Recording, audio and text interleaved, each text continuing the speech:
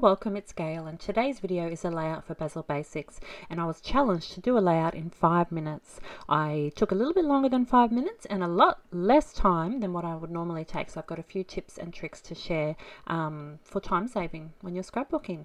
I started with my favorite cardstock background, the white orange peel Bazzill.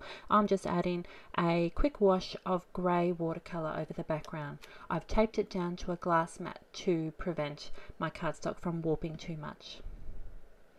Nothing too fancy, just a quick wash and a few splatters over the background.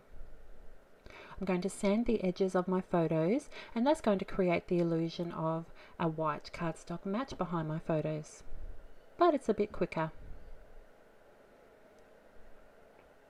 Next, I'm going to bring over all my embellishments and things that I've chosen. I actually went through my stash of cardstock scraps and pulled out a few scraps in nice Halloweeny style colours to use as layers behind my photo. So I'm just going to distress the edges of those before I adhere them all together and pop the photo on. A big tip I've got for you for time saving is to always start with your wet media first, because then you can work on things like your photos and embellishing while your wet media is drying, of course. So I'm just quickly adhering down those layers and my photos on the top.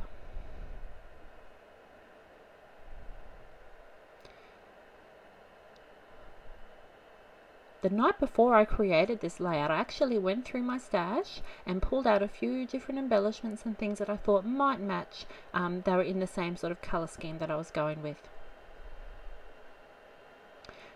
With the title, I just freehand cut those letters from that nice bright green cardstock, and I'm just running them through an embossing folder to add a little bit more texture.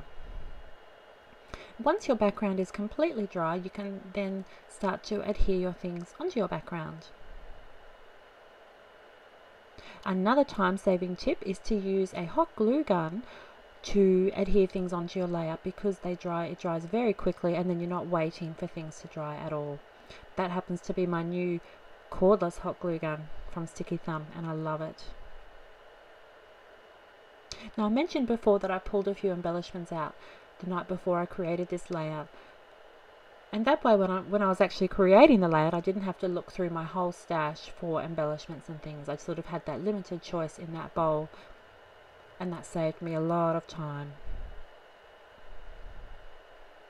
So once I've adhered everything down, I'm just going to add a couple of finishing touches, such as some stamping there, and I think I've added some stitching as well through my title. I'll cover my photo up and add a few splashes of my favourite colour shine, and that's the Citron colour shine, and it matched that cardstock perfectly. I'll match my whole layout on some black orange peel cardstock as well. But before I do that, I'll distress the edges, because that's just what I do. I love the distressed edges. The specific colours of cardstock that I've used for this project will be listed on the Bazzill Basics blog as well, and I'll link to that below the video here on YouTube.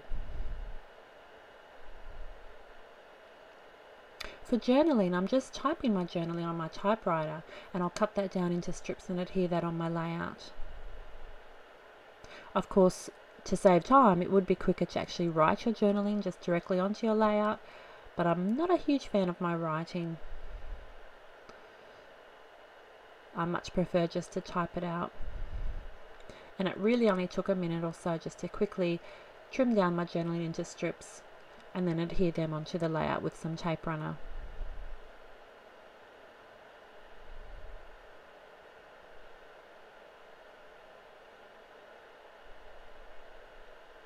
And I'm just bending up the edges to add a little bit extra dimension. And here you'll see the picture of my layout all finished and a couple of close-ups.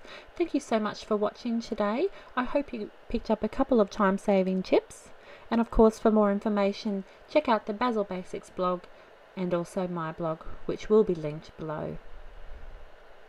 Please consider subscribing if you like what you see, and give the video a thumbs up. Bye for now.